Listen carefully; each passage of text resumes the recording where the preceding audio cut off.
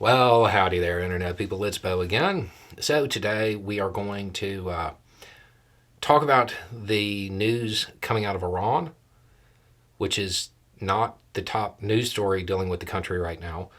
And then we are going to answer two questions about the top news story.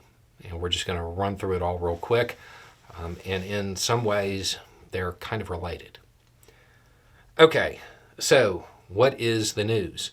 You might remember not too long ago in Moscow, there was an incident at a concert. When that happened, there was a whole bunch of commentary that came out, all kinds of allegations, saying it was the US, it was Israel, it was Ukraine. Basically anything except for the people who claimed responsibility for it and had the footage of it. There was a bunch of commentary making all kinds of statements. Iran was hit by the same group and the same faction back in January. After that happened, as intelligence agencies do, Iranian intelligence, they went and got a bunch of them and they talked to them. The same group, same faction that claimed responsibility for Moscow, well, members of that group told Iranian intelligence beforehand that something was going to happen in Moscow. And that information was passed on to the Kremlin. They got a warning not just from the US, but also from Iranian intelligence. Now, it is worth noting because that's going to feed into another piece of commentary that's going out and the idea that Putin, knew and let it happen. Based on what I have seen, there's enough to raise security, but not enough to actually interdict and stop it. The information wasn't there. And this is coming from somebody who totally believes that if Putin thought it would support his position, he would have let it happen. But based on the information available, that's not what occurred. So, what does that mean about Moscow? Yeah, it was IS. It was IS. Unless you believe that Iranian intelligence is selling out Russia to back up US, Israeli, and Ukrainian intelligence, that's your takeaway. All of the commentary, all of those theories that flew in the face of the actual evidence, it seems to have kind of gone by the wayside because Iranian intelligence said the same thing, said who it was. Same group, same faction. Okay, so now let's get to the big news.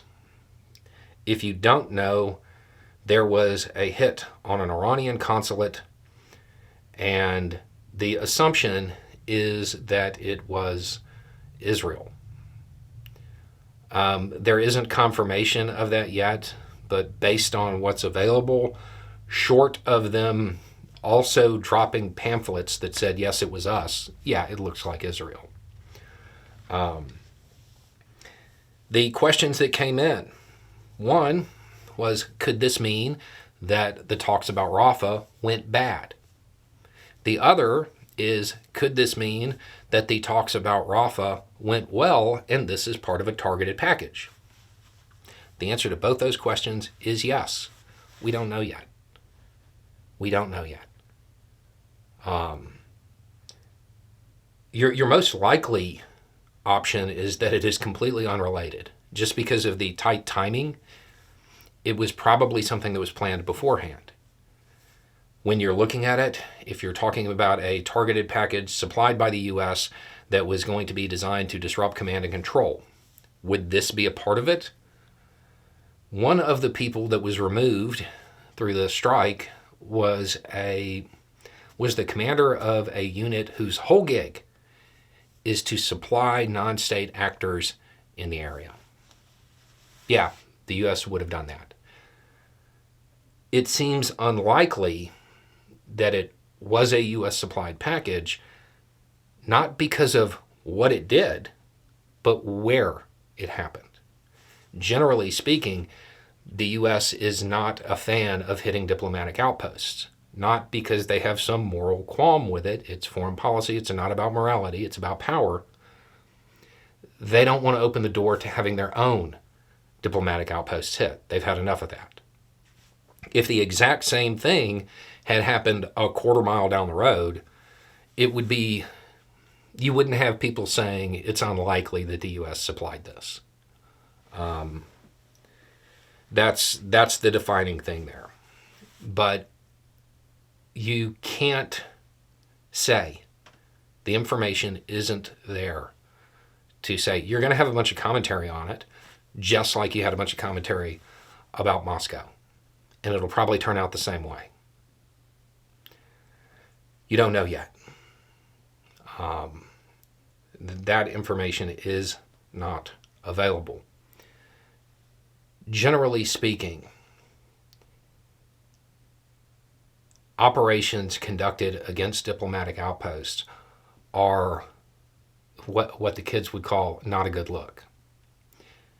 And it is incredibly rare for one to happen and for there not to be a response. It seems very likely that Iran will respond in some way to this.